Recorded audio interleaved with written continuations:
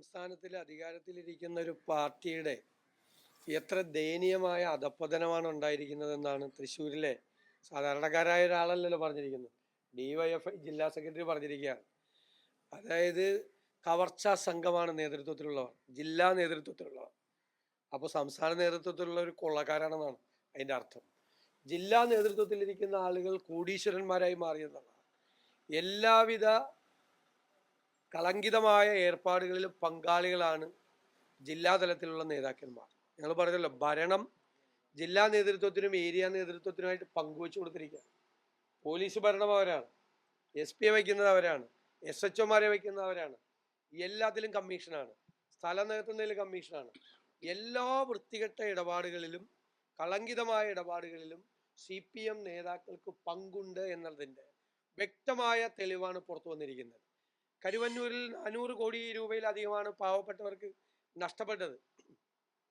നിങ്ങൾ മനസ്സിലാക്കേണ്ടത്, ഒരു ഓപ്പറേഷൻ നടത്താൻ പണമില്ലാതെ പൊട്ടിക്കരയാണ് പാവപ്പെട്ട ആള്. മകളുടെ വിവാഹത്തിന് വേണ്ടിയിട്ട് നിക്ഷേപിച്ചിരുന്ന പണമില്ല, തിരിച്ചില്ല. ഒരു വീട് വയ്ക്കാൻ വേണ്ടി, ജീവിതത്തിലെ ഏറ്റവും വലിയ അഭിലാഷമാണ് ഒരു വീട് വയ്ക്കാൻ വേണ്ടിയിട്ട് പണം നിക്ഷേപിച്ചു, അതിൻ്റെ പണമില്ല. ആ പണമെല്ലാം കൊള്ളയടിച്ചു കൊണ്ടുവരികയാണ് നേതാക്കന്മാർ, കൊള്ളയടിക്കുകയാണ്.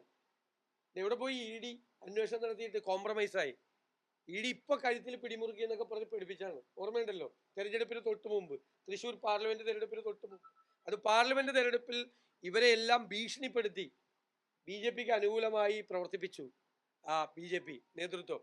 കാരണം ഇവരെല്ലാം ഏറ്റവും വലിയ ഗുരുതരമായ അഴിമതി കേസുകളിലെ പ്രതികളായി, മണി ലോണ്ടറിങ് കേസുകളിൽ പ്രതികളാകേണ്ട ആളുകളാണ് ആ നേതൃത്വത്തിൽ ഇരിക്കുന്ന ആളുകൾ.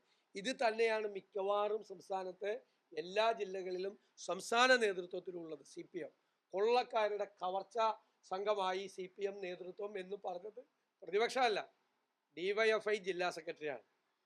ഞാൻ ഒരു കാര്യം കൂടി പറയാം.